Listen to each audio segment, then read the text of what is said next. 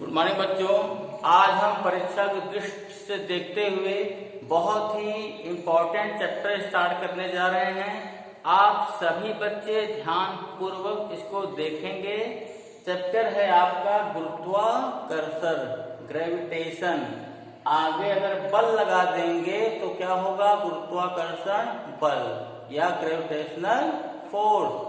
अब देखो, हम समझते हैं कि गुरुत्वाकर्षण होता क्या है। तो गुरुत्वाकर्षण का यदि हम संधि करें तो क्या मिलेगा हमें? गुरुत्व धन आकर्षण। गुरुत्व धन आकर्षण क्या बना? गुरुत्वाकर्षण। मतलब गुरुत्व की ओर जो आकर्षण आता है, जो आकर्षण बल लगता है, उसे ही हम गुरुत्वाकर्षण बल कहते हैं। गुरुत्व की ओर जो आकर्षण बल लगता है उसे ही हम गुरुत्व कहते हैं। अब क्वेश्चन ये आएगा आपके दिमाग में कि आखिर ये गुरुत्व क्या होता है? गुरुत्व कहते किसको हैं? तो आप सभी लोग ये जानते हैं कि ब्रह्मांड की प्रत्येक एक वस्तु दूसरी वस्तु को अपनी ओर खींचती है। ब्रह्मांड की प्रत्येक एक वस्तु दूसरी वस्तु को अपनी ओर खींचती है। यदि उनमें से एक वस्तु पृथ्वी हो, यदि उनमें से एक वस्तु पृथ्वी हो, तो इसे ही हम कहते हैं क्या? गुरुत्व कहते हैं। आप सभी लोग जानते हैं कि ब्रह्मांड की प्रत्येक वस्तु दूसरी वस्तु को अपनी ओर खींचती है। ब्रह्मांड की प्रत्येक वस्तु दूसरी वस्तु को अपनी ओर खींचती है। यदि इनमें से एक पृथ्वी हो तो उसे क्या कहते हैं? हम गुरुत्व कहते हैं। और गुरुत्व की ओर जो आकर्षण लगता है उसे क्या कहते हैं? गुरुत्वाकर्षण बल कहते हैं। अब आगे देखते हैं। एक वैज्ञानिक आए, sir Isaac Newton. Sir Isaac Newton नामक वैज्ञानिक ने दो पिंडों के मध्य लगने वाले आकर्षण बल संबंधित एक नियम दिया, जिसे न्यूटन का गुरुत्वाकर्षण का नियम कहते हैं। इसको आप कक्षा 12 में पढ़ चुके हैं। क्लियर? इसको आप कक्षा 10 में भी पढ़ चुके हैं, 9 में भी पढ़ चुके हैं।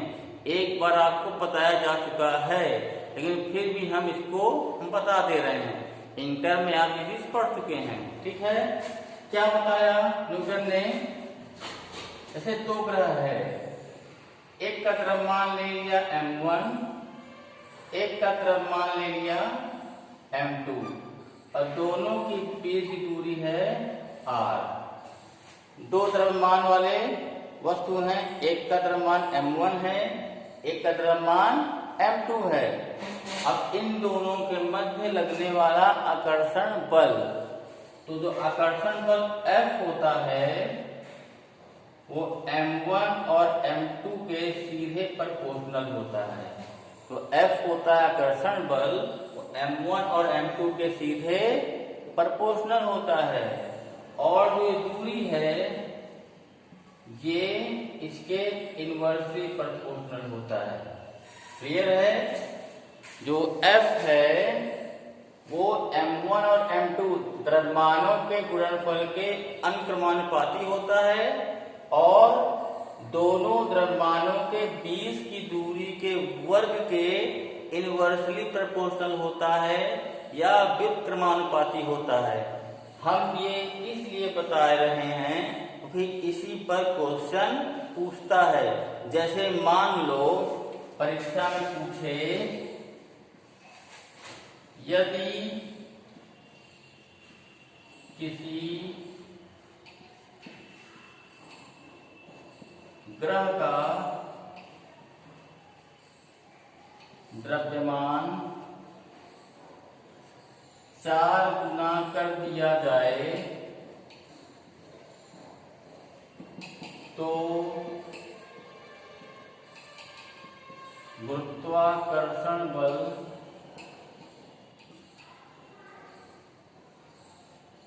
कितना गुना हो जाएगा, कितना गुना हो जाएगा। ध्यान से क्वेश्चन देखिए, परीक्षा में पूछता है यदि किसी ग्रह का द्रव्यमान 4 गुना कर दिया जाए तो गुरुत्वाकर्षण कितना गुना हो जाएगा। अब फॉर्मूला देखो, F proportional to m1 m2। अब देखो यदि हम m1 m2 को 4 से गुणा कर दें, m1 m2 को हम 4 से गुणा कर दें तो गुरुत्वाकर्षण भी 4 गुना हो जाएगा। क्यों हो जाएगा? क्योंकि द्रव्यमान का सीधा संबंध है, द्रव्यमान का बल के साथ सीधा संबंध है। क्लियर है? अब देखो इसके लिए देखो, यदि 2 ग्रह हैं, इनकी बीच की दूरी पहले कितनी है, r है। मान लो इनकी बीच की दूरी हमने कर दिया 4 गुना, इनकी बीच की दूरी हमने क्या कर दिया, 4 गुना कर दिया, तब आकर्षण बल कितना होगा। यदि हम 2 ग्रहों के बीच की दूरी 4 गुना कर दें तो आकर्षण बल कितना होगा। अब देखो आकर्षण बल और दूरी में कैसा संबंध है, व्युत्क्रमानुपाती का संबंध है। तो जहां r² है वहां हम क्या रखेंगे, 4r रखेंगे। ठीक है, तो F proportional to 1/r², 1/r स्थान पे 4r², कितना आ गया, 16r²। ठीक है, यानी आकर्षण बल जो है वो 1/16 हो जाएगा। नहीं समझ में आया? दूसरे तरीके समझाते हैं आपको, देखिए।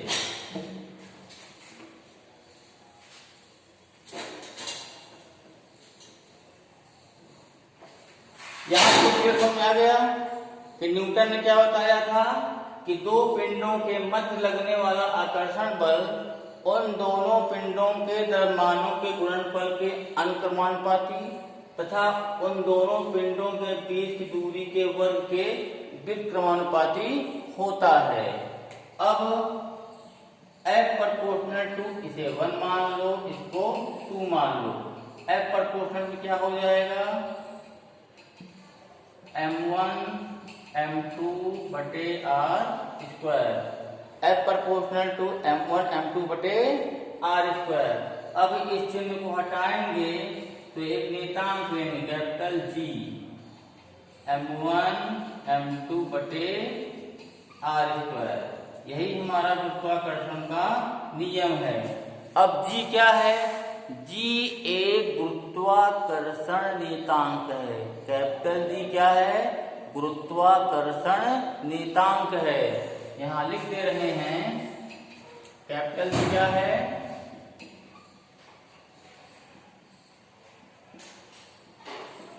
गुरुत्वाकर्षण नियतांक। इसका मान परीक्षा में पूछता है, गुरुत्वाकर्षण नियतांक का मान परीक्षा में पूछता है। इसकी विमा भी पूछता है, इसका मात्रक भी पूछता है। विमा मैंने बता दिया है निकाल करके, आज हम इसकी वैल्यू बताते हैं और मात्रक भी बताते हैं। कैपिटल G का जो मान होता है वो होता है 6.67 × 10⁻11 न्यूटन मीटर स्क्वायर प्रति किलोग्राम स्क्वायर। कैपिटल G का मान कभी भी नहीं बदलता, कैपिटल G का मान कभी भी नहीं बदलता। इसकी वैल्यू 6.67 × 10⁻11 न्यूटन मीटर स्क्वायर प्रति किलोग्राम स्क्वायर। ये मात्रक हो गया किसका, गुरुत्वाकर्षण स्थिरांक का मात्रक है। ये मात्रक किसका है, गुरुत्वाकर्षण नियतांक का। अब क्वेश्चन पूछता है कि गुरुत्वाकर्षण किस पर निर्भर करता है, गुरुत्वाकर्षण किस पर निर्भर करता है।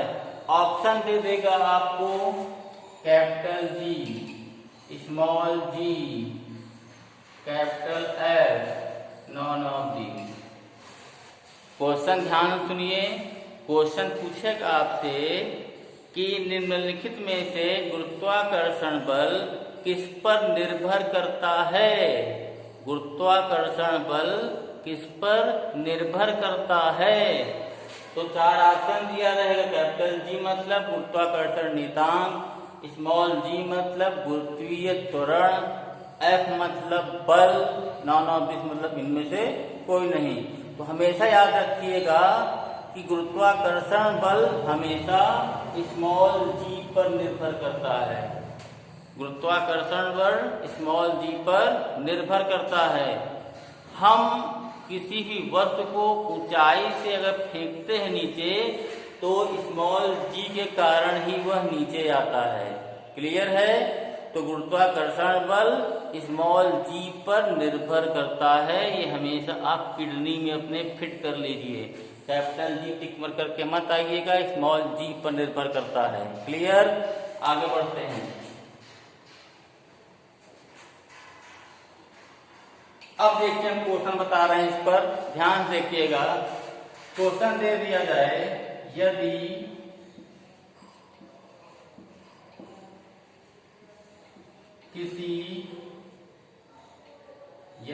किन्हीं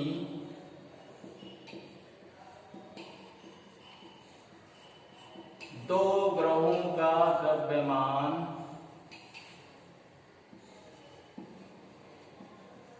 दोगुना तथा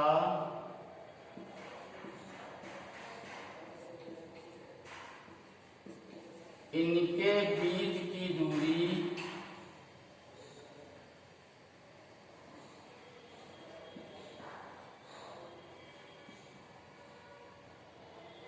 3 गुनी कर दी जाए तो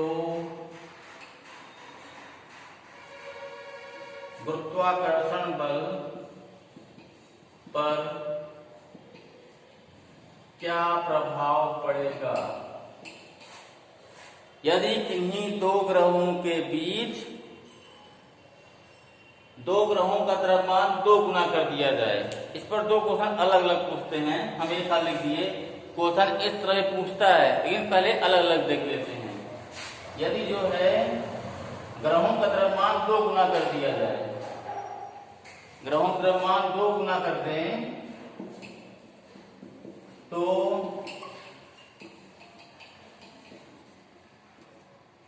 गुरुत्वाकर्षण बल पर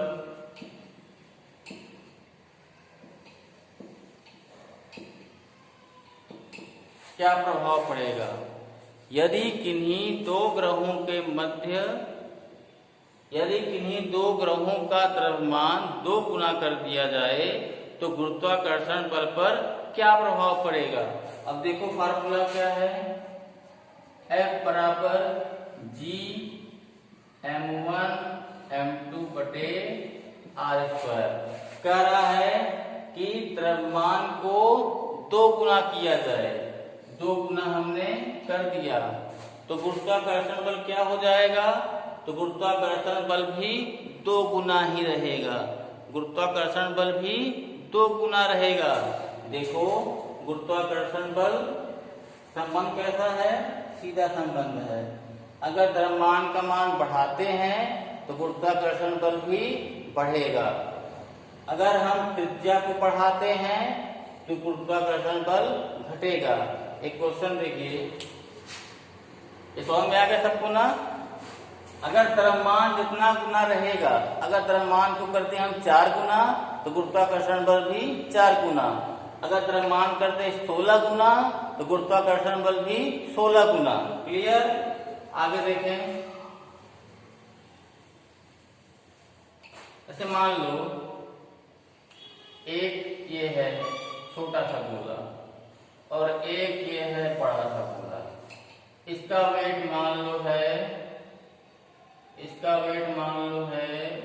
12 केजी, इसका वेट मान लो है 120 केजी। अब आप दोनों देख के ये बताइए कि इन दोनों में गुरुत्वाकर्षण बल किसमें अधिक लगेगा?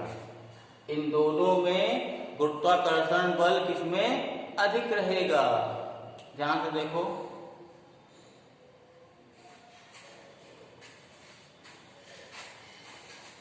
ऐसा नहीं समझ में आ रहा है ना? इस फार्मूले को देखो, F प्रोपोर्शनल टू 1/r²। यदि त्रिज्या बढ़ती है, यदि त्रिज्या बढ़ती है तो गुरुत्वाकर्षण बल घटेगा। यदि त्रिज्या कम होती है तो गुरुत्वाकर्षण बल बढ़ेगा। अब देखो, अगर इसकी त्रिज्या देखो कम दिख रही है, इसकी त्रिज्या ज्यादा दिख रही है ना? मान लो इसकी त्रिज्या है 2 मीटर, इसकी कितनी दिख रही है? 8 मीटर। क्लियर? जिसकी त्रिज्या कम रहेगा तो गुरुत्वाकर्षण बल अधिक रहेगा, त्रिज्या अधिक रहेगी तो गुरुत्वाकर्षण बल कम होगा। क्लियर है? अब इस पर क्वेश्चन क्या आता है उसको ध्यान से देख लीजिए। ये भी क्वेश्चन ही है कि 2 पिंड दिए गए हैं, एक पिंड 12 किलोग्राम का है, एक पिंड 120 किलोग्राम का है, तो दोनों पिंडों में से किस पर गुरुत्वाकर्षण बल अधिक लगेगा? तो जिसकी त्रिज्या कम रहेगी उस पर गुरुत्वाकर्षण अधिक रहेगा, जिसकी त्रिज्या ज्यादा रहेगी उसका गुरुत्वाकर्षण बल कम होगा। ये भी हमेशा आप याद रखेंगे। कहाँ? अपने किडनी में। ठीक है, आगे देखिए, त्रिज्या पर ही क्वेश्चन है, यदि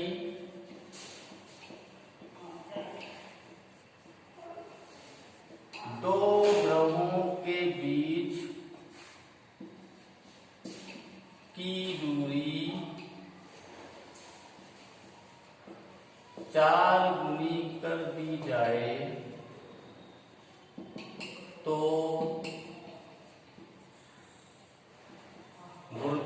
गुरुत्वाकर्षण बल पर क्या प्रभाव पड़ेगा? गुरुत्वाकर्षण बल पर क्या प्रभाव पड़ेगा? मतलब गुरुत्वाकर्षण बल बढ़ेगा या गुरुत्वाकर्षण बल घटेगा या कितना गुना हो जाएगा। क्लियर है ना? 4 ऑप्शन दिए रहेंगे, आप अपने आप समझ जाओगे। ये ध्यान रखना कि अगर त्रिज्या कम रहेगी तो गुरुत्वाकर्षण बल अधिक होगा, यदि त्रिज्या अधिक रहेगी तो गुरुत्वाकर्षण बल कम होगा। आगे देखो, कह रहा है 2 ग्रहों के बीच दूरी 4 गुनी कर दी जाए। अब फार्मूला वो क्या है? F बराबर कैपिटल G m1 m2 बटे r²। कह रहा है 2 ग्रहों के बीच दूरी 4 गुनी कर दी जाए। 4 गुनी इसे करनी है, कर दो 4 गुना कैपिटल G m1 m2 बटे जहां r है वहां 4r इसका स्क्वायर। क्लियर? आगे देखो, कैपिटल G m1 m2 बटे 4 जो 16 r²। मतलब जो गुरुत्वाकर्षण बल है कितना हो जाएगा? 1/16 गुना हो जाएगा। पहले का 1/16 गुना ही रह जाएगा, मतलब गुरुत्वाकर्षण बल कम हो जाएगा। इस तरह के क्वेश्चन हर कंपटीशन में पूछे जाते हैं। आप ध्यान से वीडियो पॉज करके इसको नोट कर लीजिएगा और वीडियो को 2-3 बार देख लेंगे तो सब आपको समझते हुए सब समझ में आएगा और आपको हर चीज याद मिलेगी। क्लियर है? आगे देखिए, आगे बहुत ही सुंदर सा बताने जा रहे हैं आपको हम, ध्यान देखिएगा।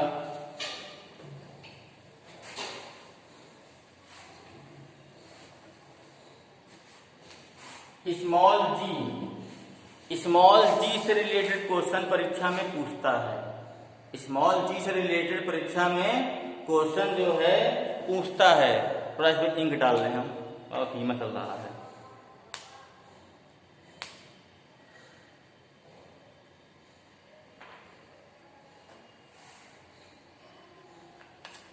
सूख जाता है। गुरुत्वाकर्षण चक्र बहुत इंपॉर्टेंट है।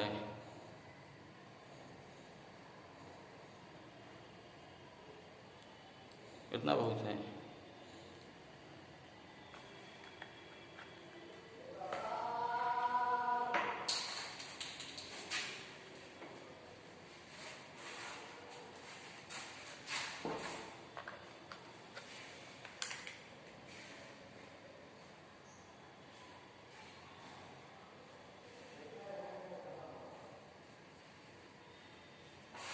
देखिए स्मॉल जी से रिलेटेड जो है क्वेश्चन परीक्षा में पूछता है, ठीक है, स्मॉल जी से रिलेटेड।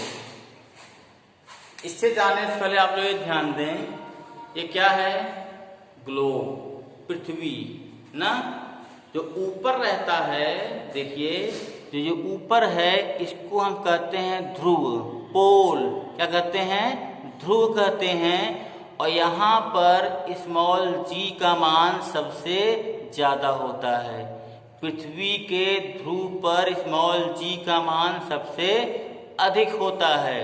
और जो बीच में जो लाइन दिख रही है, ये देखो लाइन है ना, ये देखो लाइन, ये देखो लाइन दिख रही है ना, लाइन, ये लाइन, ये लाल लाल ना, ये होती है विषुवत रेखा। कौन सी रेखा होती है, विषुवत रेखा होती है, ठीक है, ये आपकी विषुवत रेखा है।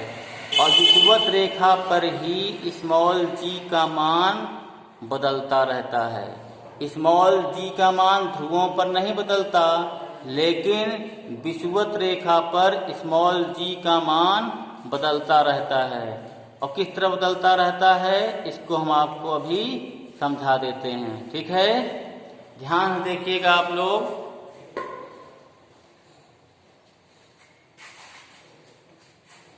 घूर्णन, घूर्णन का असर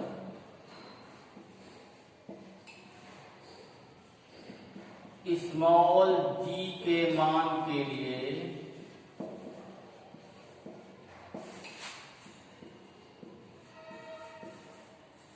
ध्रुवों पर